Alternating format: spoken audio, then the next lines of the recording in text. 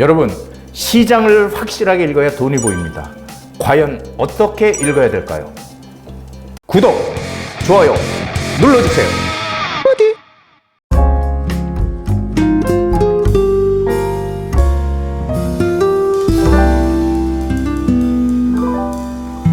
부동산 DJ. 안녕하세요. 부동산 DJ 한정훈입니다.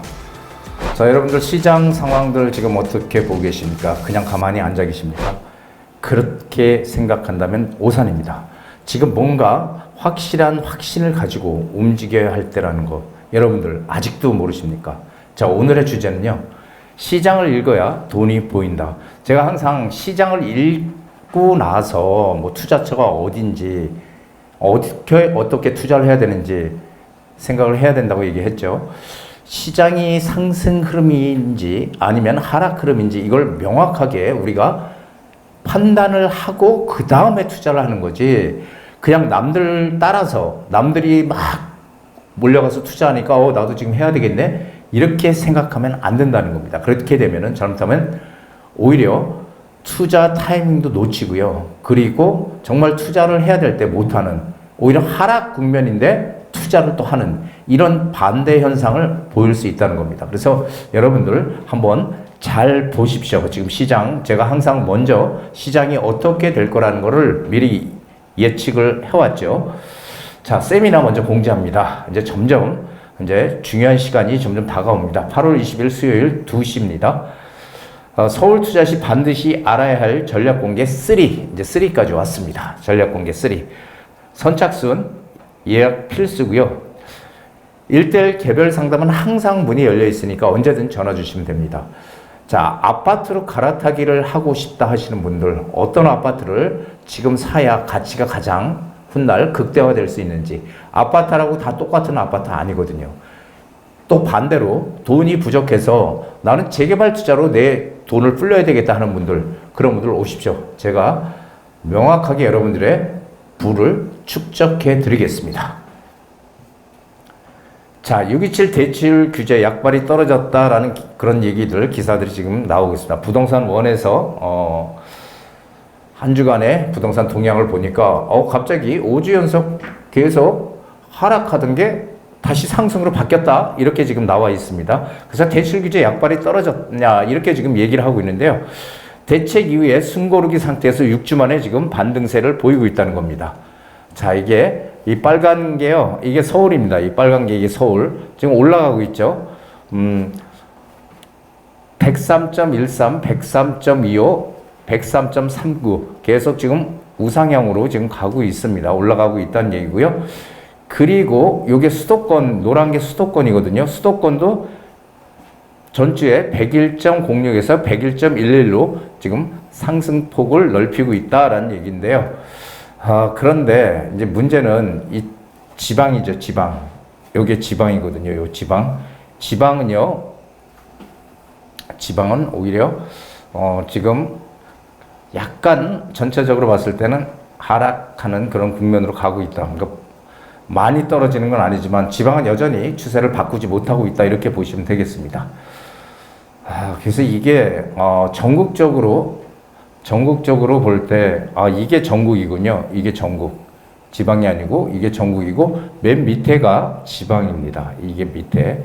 지방은 계속해서 지금 낙폭을 오히려 더 키우고 있는 지금 양상입니다. 점점 더 떨어지고 있는 양상이고, 전국은 그냥 보합 상태로 지금 가고 있다. 이렇게 보시면 확실할 것 같습니다. 자, 8월 첫째 주 서울 아파트 매매가 전주 대비 오름폭이 확대되고 있다. 오름폭이 확대되면서 이게 동대문구나 이런 쪽으로 다른 구로도 지금 확대가 되고 있고요. 경기도는 과천, 성남, 분당, 세종으로 오히려 확산하고 있다. 이게 선호도 높은 단지 매수 문의 증가, 신고가 거래가 속출하고 있다. 이게 무슨 얘기냐면요, 결국은 역세권 중심, 그렇죠, 역세권, 그리고 한강변, 뭐 이런 쪽, 사람들의 선호도가 높은 곳, 이런 곳들 위주로, 선호도 높은 단지 위주로 지금 신고가가 올라간다라는 얘기를 지금 하고 있는 겁니다.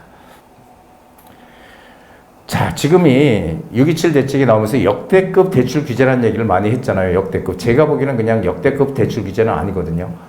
오히려 문재인 정부 때 규제가 총체적으로 더 셌던 게 사실입니다. 자, 그런데 대출 규제에 대해서 제가 예전부터 벌써 대출 규제 얘기를 한 지가 꽤 오래됐어요. 제가 뭐라고 말씀을 많이 드렸냐면은 제 강의를 오랫동안 보신 분들은 아마 아실 겁니다. 대출 규제 효과는 단기간에 불과하다. 절대 오래가지 못한다. 길어야 3개월, 짧으면 3개월, 길면은 6개월을 못 넘긴다. 이런 얘기를 많이 했죠. 근데 그 전에는요, 제가 본래 이게 KDI 보고서에 이렇게 나왔습니다. 짧으면 3개월, 길면 6개월. 그래서 많은 사람들이 대출 규제 효과가 짧네 이렇게 생각을 할 수 있겠지만 저는 예전부터 한 7, 8년 전부터 대출 규제 효과는 단기간에 불과하다. 3개월에서 5개월을 못 넘긴다. 제가 항상 이렇게 강의를 했습니다. 그런데 실질적으로 KDI에서 연구를 해보니까 대출 규제 나왔을 때 효과가 길어야 6개월 가더라라는 게 나온 거죠. 그래서 제가 3개월에서 5개월이다 라고 얘기했던 게 결국은 맞았다는 얘기입니다. 여러분들. 그때는 잘 안 믿으셨죠. 지금은 이제는 보고서까지 나왔으니까 이제는 인정을 해야 되겠죠. 자, 그런데요. 대출 규제의 효과를 역대 정부에서 항상 규제를 할 때 가장 먼저 하는 게 뭐라고요? 대출 규제라고 그랬죠. 왜요? 대출 규제 효과는 시장에 강하게 옵니다. 그리고 빠르게 옵니다. 그러니까 시장에 충격을 강하게 줄 수 있다는 거예요. 하지만 그 효과는 단기간에 불과해요. 그렇기 때문에 사실 대출 규제로 시장을 지금 가격이 너무 급등을 하니까 빠르게 내놓고요. 거기에 대해서 공급 대책이 빠르게 나와야 된다는 거예요. 왜냐하면 대출 규제 효과가 얼마 못 가기 때문에 그렇습니다. 그런데 벌써 지금 2달도 안 됐는데 지금 대출 규제 효과 약발이 됐냐 마냐 지금 이런 얘기 하고 있죠. 그런데 그렇게 너무 대출 규제 효과가 떨어졌다고 생각하면 안 된다는 거예요. 자, 그래 보세요. 시장은 왜 다시 반등 조짐을 보일까? 대출 규제 약발이 완전히 떨어져서 다시 이제 상승해요? 그거는 아닌 것 같아요. 왜냐하면은 자, 시장이 상승 흐름일 때 규제 효과가 단기간에 불과하다는 거 제가 항상 말씀드렸죠. 대출 규제 효과 역시 마찬가지고요. 토지거래허가 구역의 효과도 역시 마찬가지예요. 단기간에 불과합니다. 시장이 전제 조건은 상승장일 때. 자, 문정부 시절 28번의 대책이 나왔죠. 그런데 그 대책을 내놨을 때 시장은 움찔움찔 하다가 다시 상승하고, 그럼 또 대책 내놓으면 다시 또 움찔 하다가 다시 상승하고, 이게 계속 반복됐다는 얘기죠. 효과는 문정부 시절 6개월을 못 넘겼다는 겁니다. 그리고 집값은 역대급으로 올랐다는 것들 다들 기억하시죠? 자, 그 당시의 상황이 뭐냐면요. 코로나가 터지면서 유동성 전 세계적으로 돈을 갖다 왕창 많이 풀었죠. 그래서 유동성이 확대가 돼 있고요. 공급 부족 현상은 문재인 정부 때도 있었다는 겁니다. 왜? 공급을 늘리는 거는 어디에 늘리냐가 중요하거든요. 그렇죠? 그래서 서울의 재건축 시장에서 공급을 많이 늘려야 되는데 이 재건축 아파트 시장, 재건축 시장을 아예 막아버렸죠. 공급이 부족하지 않고 재건축 시장이 아닌 다른 곳에다 늘린다. 3기 신도시. 그래서 결국은 그때나 지금이나 똑같은 상황입니다. 문정부와 같은 지금 상황을 현재 맞고 있는 거예요. 그렇다면은 제가 항상 말씀드리죠. 부동산의 역사는 늘상 똑같이 반복되지 않지만 그 흐름은 제가 오랫동안 해보니까 계속해서 반복되더라는 거. 이거를 여러분들 아셔야 돼요. 자, 다시 상승 흐름을 시장을 움직일까? 자, 신문들 보면 막 호들갑 떨고 있죠, 지금. 마치 지금 이제 상승 국면으로 완전히 턴한 것 같이. 하지만 그것은 아닙니다. 아직은 그렇게 얘기하기 시기상조입니다. 다음 주에 시장 흐름, 이 상승폭이 더 커지는지 아니면 다시 또 하락으로 가는지, 이게 상승폭이 줄어드는지 다음 주 시장 흐름을 일단 봐야 돼요. 이게. 그래서 너무 한 번에 뭐가 어떤 변화가 생겼다 그래서 이제 이렇게 흐름이 갈 거다? 그건 절대 아닙니다. 흐름이라는 거는 이게 방향성이거든요. 그 방향성이 계속 지속이 되는 과정에 있느냐, 이게 중요해요. 이게 무슨 얘기냐면요. 우리가 금리 인하, 미국이 금리 인하를 한다고 할 때, 자, 처음에는 금리 인상을 할 때는 언제 금리 인하가 금리 인상이 언제까지 될지 전혀 예측을 못했죠. 하지만 어느 순간에 금리 인하 쪽으로 방향을 턴해요. 그러면 우리는 뭐가 방향성이 정해져 있어요? 금리 인하로 방향성이 정해져 있는 거잖아요. 그렇죠? 그렇게 되면은 두려울 건 없는 거예요. 항상 재테크의 불확실성은 뭐예요? 재테크에서 가장 큰 적은 불확실성이에요. 불확실성. 이게 도대체 금리가 오르는지 내리는지 모르는 거죠. 자, 그래서 대출 규제 약발이 떨어졌어도요, 이걸로 끝납니까? 아니에요. 지금 뭐 세금으로 집값을 안 잡겠다고 얘기하지만 결국은 세금 대책도 또 나올 거예요. 똑같은 상황이 반복될 겁니다. 그래서 집값은 문재인 정부 때와 같이 상승하면 규제를 가하고 그러면 또 움츠러들었다가 다시 상승하고 하는 상승과 조정을 반복하는 상황으로 전개될 겁니다. 그렇다면 우리는 어떻게 해야 될까요? 지금 신경을 곤두세우고 있어야 돼요. 지금. 그래서 이게 지금 어떻게 빠르게 우리가 뭐 갈아타기를 하든 아니면은 다시 투자를 하던 이 방향을, 타이밍을 정확하게 우리가 맞춰야 된다는 거예요. 그래서 지금 신경을 사실은 곤두세우고 있어야 될 시기지, 정부에서 집값 떨어질 테니까, 안정시킬 테니까 그냥 집 사지 마. 아, 그래. 나는 그냥 집 한 채만 가지고 있을게. 이사 안 가도 돼. 난 그냥 있을게. 이렇게 되면 안 된다는 거예요. 자, 6.27 대책 이후 시장 흐름을 간단하게 정리하면요. 대책 이전의 가격을 그대로 유지하고 있다 이렇게 보시면 되고요. 왜냐하면 집주인들 갈아타기 하는 분들 마찬가지고요. 급하게 팔 이유가 없죠.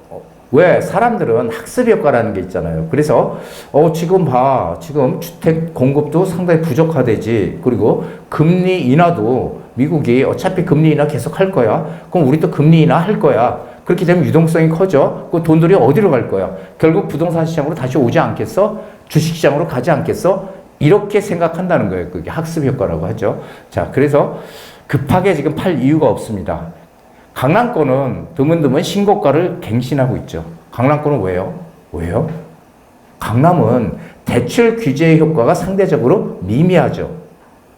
강남에 뭔 대출을 받아서 들어가요. 돈 있는 사람들 사서 들어가지. 그렇기 때문에 대출 규제 효과가 좀 미미해요. 그러니까 대출 규제 영향이 적은 지역 위주로 신고가를 갱신하고 있다. 그래서 지금 현재 상황은 크게 보면 시장을 지켜보자는 관망세다. 우리는 관망하고 있으면 절대 안 된다는 겁니다. 잠재 수요가 여전히 지금 존재하고 있거든요. 이 잠재 수요. 이 잠재 수요가 존재하고 있기 때문에 시장이 어떤 조금만 변화가 생기면 가격이 오르고 하는 겁니다. 지금 잠재 수요가 여전히 있다는 거 아셔야 됩니다.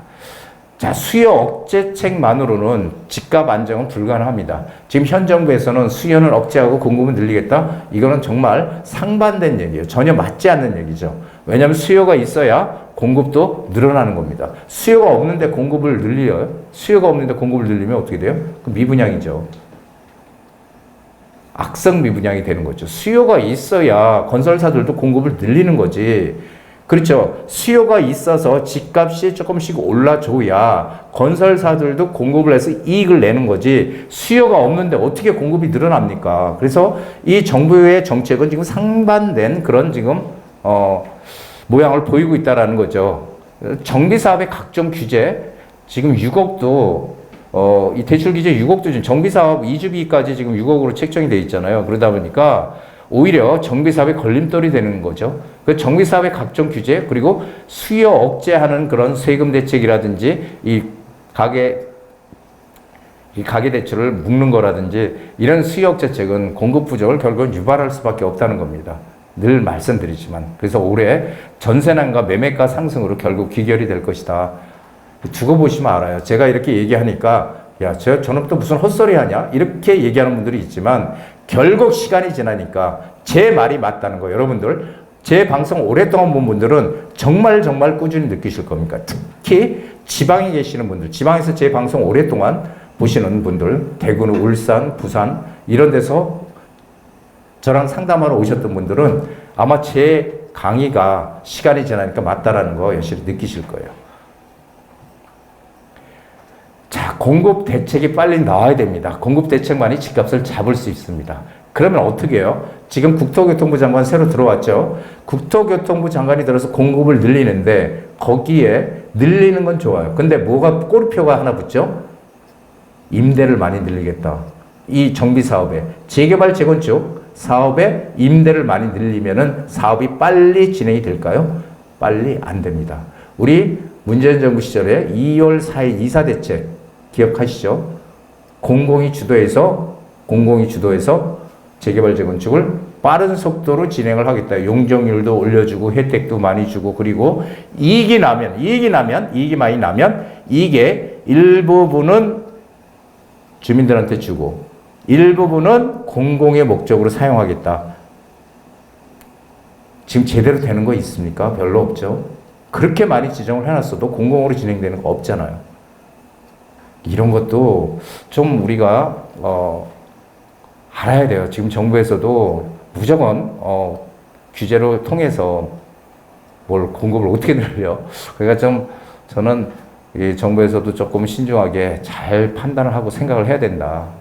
그래서 각종 규제를 풀어서 공급 유인책을 써야 되는 거죠. 그러니까 규제가 풀리고 재건축 초과의 환수 제도라는 거는 사실은 악이라고 생각을 하는데 그런데 이제 문제는 이익이 아직 나서 내가 팔아야지 이익이 나잖아요. 초과이익 환수 재건축을 다 마치고 해서 가격이 많이 올랐어. 그럼 그거 이익을 내려면 팔아야지 이익을 내는데 팔지도 않았는데 환수금을 내라? 이거는 조금 뭔가 문제가 있지 않을까요? 아니 돈이 어디서 내 팔지도 않았는데. 그래서 이 재건축 초과이익 환수제도 이런 거는 재건축을 하는데 아주 걸림돌이거든요. 그러니까 이런 것들을 정부에서 강하게 풀어서 자 이제는 문재인 정부 때와 다르게 공급을 늘려서 우리 시장을 안정시킬 겁니다. 여러분들 저를 믿고 따라오세요. 이렇게 해야지 어떻게 해요? 신뢰를 가질 수 있는 거예요. 정부 정책에. 그리고 제가 항상 말씀드리지만 수요가 있는 곳에 공급을 해야 됩니다. 수요가 있는 곳에 수요가 없는 곳에 공급하면 안 돼요. 왜? 사람들이 살고 싶은 곳. 그렇다면 결국 뭐예요? 양질의 일자리 그리고 교통이 편리한 곳 그리고 학교들 이런 것들이 교육 잘 돼 있는 곳 이런 것들을 찾잖아요. 그렇게 되면은 어떻게 해요? 수요가 있는 곳에 공급을 해야 돼요. 그러니까 결국은 수요가 있는 곳 서울, 경기도잖아요. 서울은 이게 재개발 재건축에 늘릴 방법이 없죠. 그럼 재개발 재건축을 활성화시켜야죠. 그리고 서울 인근에 공급을 늘리기 위해서 3기 신도시를 지금 활성화해서 빠르게 진행을 하겠다. 그런데 빠르게 될까요? 3기 신도시 처음에 뭐라고 얘기를 했죠? 교통망을 확충하고 그 다음에 거기다 집을 짓겠다. 이렇게 했는데 지금 지켜지고 있습니까? 안 지켜지고 있잖아요. 결국은 교통망이 완성되는 건 또 다음 정권에 이렇게 자꾸 밀려가는 거죠. 그래서 공급 대책, 획기적인 정부에서 국민들이 이 뭔가 틀리네라고 하는 공급 대책이 나와야지 똑같이 문재인 정부처럼 임대 아파트를 거기다 많이 넣어서 뭐 공공 주도로 하겠다 이런 것들이 나오면 시장에서 과연 그것을 맞네 이렇게 해야 되네 우리 빨리 하자 이렇게 갈까요? 저는 상당히 부정적이라고 생각합니다. 그래서 공급 대책을 잘 내놔야 된다. 근데 지금 상황으로 가면은 문재인 정부 시절과 똑같은 그런 것을 보일 것이다. 자, 문재인 정부 시절에 많은 사람들이 이렇게 규제가 많은데도 어디에 투자했을까요? 다 재개발과 재건축에 투자해서 이익을 많이 냈습니다. 제가 그때 재개발 재건축 투자라고 계속해서 얘기를 했죠. 계속해서 집값 못 잡는다고 이런 방식으로는. 재개발 재건축은 서울의 공급 부족을 해결할 수 있는 유일한 방법입니다. 내년은 공급 부족에 아주 피크입니다. 내년 서울. 정책 방향과 이게 지금 맞물리죠. 현 정부도 공급을 어떻게든지 늘리려고 해요. 그게 어떤 형태로든 간에 임대든 뭐든 간에 공급을 늘리려고 하는데 이 재개발과 재건축이 규제를 하면은 공급이 늘어날 수 있습니까? 없어요. 그러면은 공급이 안 늘어나는데 잠재 수요는 계속 있고 기존 집값이 오를 수밖에 없는 구조로 가는 겁니다. 현재도 똑같이 지금 닮은 꼴이에요. 닮은 꼴. 재개발과 재건축 해답이 있습니다. 여러분들 빠르게 움직이세요. 가격이 너무 많이 올라서 지금 더 떨어질 거야? 이런 생각 절대 하지 마십시오.